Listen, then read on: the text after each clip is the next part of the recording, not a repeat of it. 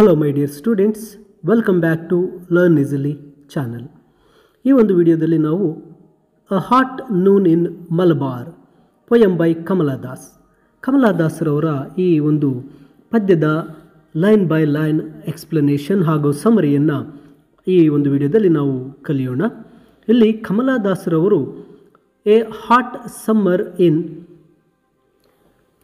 ಮಲಬಾರ್ ಈ ಒಂದು ಪದ್ಯದ ಮೂಲಕ ಅವರು ಆ ಮಲಬಾರ್ನ ಮಧ್ಯಾಹ್ನದ ಒಂದು ಸ್ಥಿತಿಯನ್ನು ವಿವರಿಸುತ್ತಾ ತಮ್ಮ ಬಾಲ್ಯ ಜೀವನದ ಬಗ್ಗೆ ಹಂಬಲ ಮತ್ತು ತಮ್ಮ ಹಳೆಯ ನೆನಪುಗಳನ್ನು ಈ ಕವಿತೆಯ ರೂಪದಲ್ಲಿ ಬರೆದಿರ್ತಾರೆ.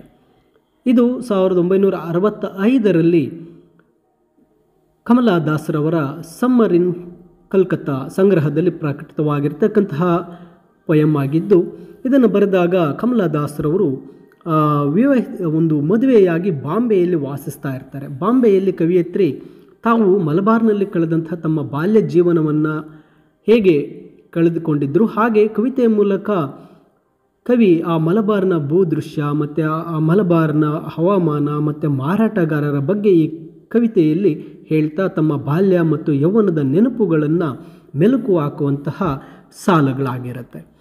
ಈ ಒಂದು ಪದ್ಯದ ಲೈನ್ ಬೈ ಲೈನ್ ಎಕ್ಸ್ಪ್ಲನೇಷನನ್ನು ಡಿಸ್ಕಸ್ ಮಾಡ್ತಾ ಕಲಿಯೋಣ. ಇಲ್ಲಿ ಮೊದಲ ಸಾಲುಗಳಲ್ಲಿ ಕವಿಯತ್ರಿಯವರು ಹೇಳ್ತಾ ಇದ್ದಾರೆ, this is a Noon for beggars with winning voices. ಅಂದರೆ ಈ ಒಂದು ದಿನ, ಈ ಒಂದು ಮಧ್ಯಾಹ್ನದ ದಿನ ಇಲ್ಲಿ ಭಿಕ್ಷೆ ಬೇಡ್ತಕ್ಕಂತಹ ಭಿಕ್ಷುಕರಿಗಿರುವಂತಹ ಮಧ್ಯಾಹ್ನ ಅಂತಕ್ಕಂಥದ್ದನ್ನು ಹೇಳ್ತಾ ಇದ್ದಾರೆ. ಅಂದರೆ ಮಲಬಾರ್ನ ಮಧ್ಯಾಹ್ನವು ಬಡವರು ಮತ್ತು ನಿರ್ಗತಿಕರಿಂದ ತುಂಬಿದೆ ಅಂತಕ್ಕಂಥದ್ದು ಕಮಲಾದಾಸರವರು ಹೇಳ್ತಾ, ಆ ಬಡವರು ಮತ್ತು ಆ ಭಿಕ್ಷುಕರ ಧ್ವನಿಗಳಲ್ಲಿ ಒಂದು ರೀತಿಯಾದಂತಹ ದೈನ್ಯತೆ ಇದೆ. ವಿನ್ನಿಂಗ್ ವಾಯ್ಸಸ್ ಅದೊಂದು ರೀತಿ ದೀನವಾದಂತಹ ಧ್ವನಿಯಾಗಿದೆ. ಅದು ಕೇಳಿಗರ ಮನಸ್ಸಿನಲ್ಲಿ ಒಂದು ರೀತಿ ಅನುಕಂಪವನ್ನು ಉಂಟು ಮಾಡುತ್ತೆ ಅಂತ ಹೇಳ್ತಾರೆ. A noon for men who came from hills with parrots in cage and fortune cards. ಈ ಒಂದು ಮಧ್ಯಾಹ್ನ ಯಾರಿಗಾಗಿ ಇದೆ ಅಂದರೆ, ಇಲ್ಲಿ ಕೆಲವು ಜನ ಅಥವಾ ಕೆಲವು ವ್ಯಾಪಾರಗಾರರು ಅಥವಾ ಕೆಲವರು ಏನು ಮಾಡ್ತಾ ಇದ್ದಾರೆ, ಪಂಜರಗಳಲ್ಲಿ ಗಿಳಿಗಳನ್ನು ಇಟ್ಟುಕೊಂಡು ಮತ್ತು ಭವಿಷ್ಯವನ್ನು ಹೇಳ್ತಕ್ಕಂಥ ಒಂದು ಕಾರ್ಡ್ಗಳನ್ನು ಹಿಡಿದು ಬೆಟ್ಟಗಳಿಂದ ಇಲ್ಲಿಗೆ ಬಂದಿರತಕ್ಕಂಥ ಪುರುಷರಿಗೆ ಈ ಮಧ್ಯಾಹ್ನ ಸೀಮಿತವಾಗಿದೆ ಅಂತ ಹೇಳ್ತಾ ಇದ್ದಾರೆ. ಅಂದರೆ ಮಲಬಾರ್ನ ಸಂಸ್ಕೃತಿಯಲ್ಲಿ ಅಲೆಮಾರಿ ಜೀವನ ನಡೆಸ್ತಕ್ಕಂಥ ಭವಿಷ್ಯ ಹೇಳುವವರ ಒಂದು ಉಪಸ್ಥಿತಿಯನ್ನು ಇಲ್ಲಿ ಹೇಳ್ತಾ ಇದೆ.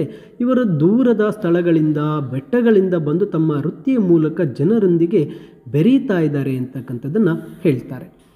ನಂತರದ ಸಾಲಲ್ಲಿ ಹೇಳ್ತಾರೆ, all stained with time for brown Kurava girls with old eyes who read palm in light sing song voices. ನೋಡಿ, ಇಲ್ಲಿ ಆ ಮಧ್ಯಾಹ್ನದ ದಿನದಲ್ಲಿ ಅಲ್ಲಿ ಒಂದು ಕಂದು ಬಣ್ಣದ ಕುರುವ ಹುಡುಗಿಯರು ಸಹ ಅಲ್ಲಿಗೆ ಬಂದಿದ್ದಾರೆ. ಅವರು ಹಾಡುಗಳನ್ನು ಹೇಳ್ತಾ ಅವರ ಹಾಡುಗಳಲ್ಲಿ ಬರ್ತಕ್ಕಂತಹ ವ್ಯಕ್ತಿಗಳ ಒಂದು ಕೈಗಳನ್ನು ನೋಡಿ ಅವರೇನು ಮಾಡ್ತಾ ಇದ್ದಾರೆ, ಹಾಡುಗಳ ಮೂಲಕ ಅವರ ಭವಿಷ್ಯಗಳನ್ನು ಹೇಳ್ತಾ ಇದ್ದಾರೆ, ಓದ್ತಾ ಇದ್ದಾರೆ ಅಂತ ಹೇಳ್ತಾ ಇದ್ದಾರೆ. ಅಂದರೆ ಕುರುವ ಸಮುದಾಯದ ಹೆಣ್ಣು ಮಕ್ಕಳು ತಮ್ಮ ಸಾಂಪ್ರದಾಯಿಕ ಕಲೆಯಾದಂತಹ ಹಸ್ತ ನೋಡಿ ಒಂದು ಭವಿಷ್ಯವನ್ನು ಹೇಳೋ ಒಂದು ಹಾಡನ್ನು ಹೇಳ್ತಕ್ಕಂಥ ಅಭ್ಯಾಸ ಮಾಡ್ತಾರೆ ಎಂಬತಕ್ಕಂಥದ್ದನ್ನು ವಿವರಿಸ್ತಾ ಇದ್ದಾರೆ. ಇಲ್ಲಿ ಓಲ್ಡ್ ಐಸ್ ಹಳೆಯ ಕಣ್ಣುಗಳು ಅಂದರೆ ಅವರ ಅನುಭವ ಮತ್ತು ಜ್ಞಾನವನ್ನು ಇಲ್ಲಿ ಸೂಚಿಸ್ತಾ ಇದೆ ಆ ಕುರುವ ಗರ್ಲ್ಸ್ದು. ನಂತರದ ಸಾಲುಗಳಲ್ಲಿ, for bangle sellers who spread on the cool black floor those red and green and blue bangles all covered with the dust of roads. ನೋಡಿ, ಆ ಮಧ್ಯಾಹ್ನದ ಮಲಬಾರ್ ಬಿಸಿಲಿನಲ್ಲಿ ಬ್ಯಾಂಗಲ್ ಸೆಲ್ಲರ್ಸ್ ಕೂಡ ಬಂದಿದ್ದಾರೆ. ಅಂದರೆ ಆ ಬಳೆಗಳನ್ನು ಮಾರ್ತಕ್ಕಂಥವ್ರು ಬಂದು ಆ ತೆಂಪಾದ ಕಪ್ಪು ನೆಲದ ಮೇಲೆ ಕೆಂಪು, ಹಸಿರು ಮತ್ತು ನೀಲಿ ಬಣ್ಣದ ಬಳೆಗಳನ್ನು ಹರಡಿ ಆ ಬಳೆಗಳನ್ನು ಮಾರ್ತಾ ಇದ್ದಾರೆ. ಅವರಿಗಾಗಿ ಈ ಮಧ್ಯಾಹ್ನ ಇದೆ. ಆ ಬಳೆಗಳು ರಸ್ತೆಗಳ ಧೂಳಿನಿಂದ ತುಂಬಿ ಹೋಗಿದೆ ಅಂತ ಹೇಳ್ತಾ ಇದ್ದಾರೆ. ಮಲಬಾರ್ನ ಜನಜೀವನದಲ್ಲಿ ಆ ಬಳೆ ಮಾರುವವರು ಒಂದು ಅವಿಭಾಜ್ಯ ಅಂಗವಾಗಿದ್ದಾರೆ.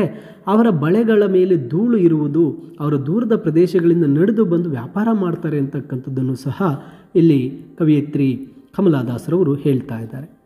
ನಂತರ ಸಾಲಲ್ಲಿ ಹೇಳ್ತಾರೆ, miles grow cracks on the hills so that when they clambered up our porch the noise was grating strange. ನೋಡಿ, ಈ ಸಾಲುಗಳಲ್ಲಿ ಕವಿಯವರು ಹೇಳ್ತಾ ಇರ್ತಕ್ಕಂಥವ್ರು ಅವರು ಮೈಲುಗಟ್ಟಲೆ ನಡೆದು ಬಂದಿದ್ದಾರೆ. ಅವರ ಹೀಲ್ಸ್ ಹಿಮ್ಮಡಿಗಳಲ್ಲಿ ಬಿರುಕು ಮೂಡಿದೆ ಮತ್ತು ಅವರು ತಮ್ಮ ಒಂದು ಮುಖಮಂಟಪಕ್ಕೆ ಹತ್ತಿದಾಗ ಅವರ ಹೆಜ್ಜೆಯ ಒಂದು ಶಬ್ದ ಕರ್ಕಶವಾಗಿ ವಿಚಿತ್ರವಾಗಿ ಕೇಳಿಸುತ್ತೆ ಅಂತ. ಅಂದರೆ ಬಳೆ ಮಾರುವವರ ಶ್ರಮ ಮತ್ತು ಕಠಿಣ ಜೀವನವನ್ನು ಈ ಸಾಲುಗಳು ವಿವರಿಸ್ತಾ ಇದೆ. ಅವರ ಒಣಗಿದ ಬಿರುಕು ಬಿಟ್ಟ ಹಿಮ್ಮಡಿಗಳು ಮತ್ತು ಅವರ ದೈನಂದಿನ ಹೋರಾಟವನ್ನು ಪ್ರತಿನಿಧಿಸುತ್ತೆ. ಕವಿಯತ್ರಿಯವರಿಗೆ ಅವರ ಹೆಜ್ಜೆಯ ಶಬ್ದ ವಿಶಿಷ್ಟವಾದಂಥ ಒಂದು ಸ್ಟ್ರೇಂಜ್ ಅನುಭವವನ್ನು ನೀಡುತ್ತೆ ಅಂತಕ್ಕಂಥದ್ದನ್ನು ಹೇಳ್ತಾರೆ. ಇನ್ನು ಮುಂದಿನ ಸಾಲುಗಳಲ್ಲಿ this is a Noon for stranger's who part the window drapes and fear in their hot eyes brimming with the sun, not seeing a thing in shadow rooms and turn away and look.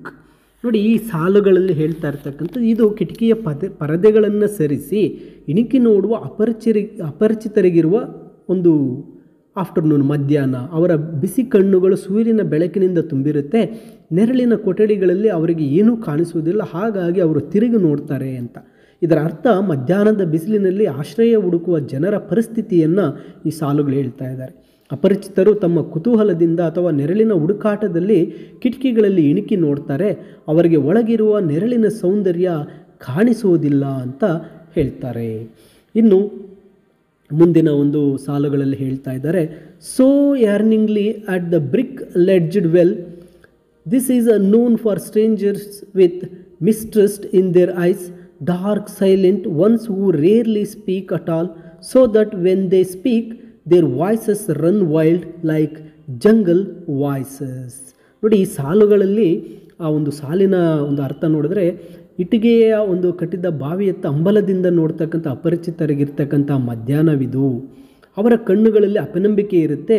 ಅವರು ಕಪ್ಪಾಗಿದ್ದು ಮೌನಿಗಳಾಗಿರ್ತಾರೆ ಮತ್ತು ಅವರು ಅಪರೂಪಕ್ಕೊಮ್ಮೆ ಮಾತ್ರ ಮಾತಾಡ್ತಾರೆ.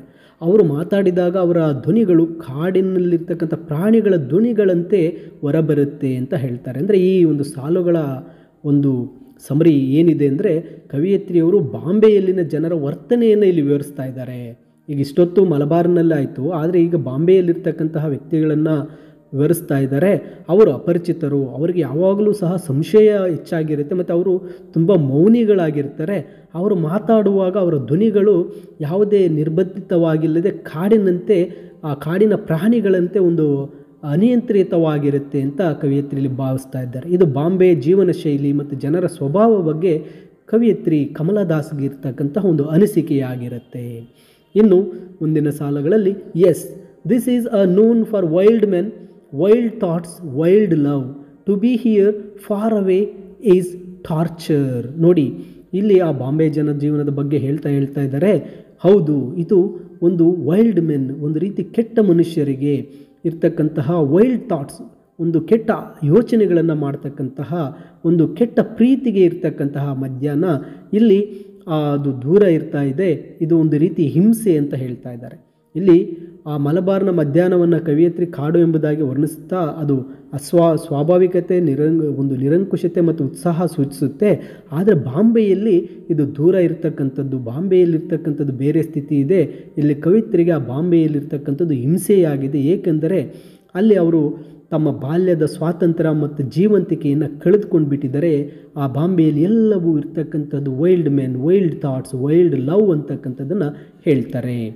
ಇನ್ನು ಕೊನೆಯ ಸಾಲುಗಳಲ್ಲಿ, wild feet stirring up the dust this afternoon at my home in Malabar and I so far away. ನನ್ನ ಮಲಬಾರ್ನ ಮನೆಯಲ್ಲಿ ಈ ಬಿಸಿ ಮಧ್ಯಾಹ್ನದಲ್ಲಿ ಆ ವೈಲ್ಡ್ ಒಂದು ಫೀಟ್ ಧೂಳು ಎಬ್ಬಿಸ್ತಾ ಇದೆ ಮತ್ತು ನಾನು ತುಂಬ ದೂರದಲ್ಲಿದ್ದೇನೆ. ಅಂದರೆ ಇಲ್ಲಿ ಕವಿಯತ್ರಿ ಕಮಲಾದಾಸರವರು ಹೇಳ್ತಾ ಇದ್ದಾರೆ, ತಮ್ಮ ಬಾಲ್ಯದ ಮಲಬಾರ್ಗೆ ಮರಳುವ ಹಂಬಲವನ್ನು ಹೇಳ್ತಾ ಇದ್ದಾರೆ. ಆ ಒಂದು ವೈಲ್ಡ್ ಫೀಟ್, ಕಾಡು ಹೆಜ್ಜೆಗಳು ಅಂದರೆ ಆ ವೈಲ್ಡ್ ಫೀಟ್ ಎಂಬುದು ಮಲಬಾರ್ನ ಜನರ ಸ್ವಾಭಾವಿಕ ಮತ್ತು ಸಕ್ರಿಯ ಜೀವನವನ್ನು ಪ್ರತಿನಿಧಿಸ್ತಾ ಇದೆ. ಕವಿಯತ್ರಿ ಬಾಂಬೆಯಲ್ಲಿ ಕುಳಿತು ತಮ್ಮ ಬಾಲ್ಯದ ಮಲಬಾರ್ನ ನೆನಪುಗಳನ್ನು ಮೆಲುಕು ಹಾಕುತ್ತಾ ದೂರದಲ್ಲಿ ಇರುವುದಕ್ಕೆ ವಿಷಾದ ವ್ಯಕ್ತಪಡಿಸ್ತಾ ಇದ್ದಾರೆ. ಇದು ಒಂದು ರೀತಿ ಅವರ ಒಂದು ನಾಸ್ಟಾಲಜಿಯಾ ಅಂತ ಹೇಳ್ಬೋದು. ಅಂದರೆ ಅವರು ತಮ್ಮ ಬಾಲ್ಯದ ಒಂದು ನೆನಪುಗಳನ್ನು ನೆನೆಸಿಕೊಳ್ತಾ ಆ ಬಾಲ್ಯದ ಮನೆಗೆ ಮರಳುವ ಬಯಕೆಯನ್ನು ಈ ಸಾಲುಗಳ ಮೂಲಕ ವ್ಯಕ್ತಪಡಿಸಿದ್ದಾರೆ.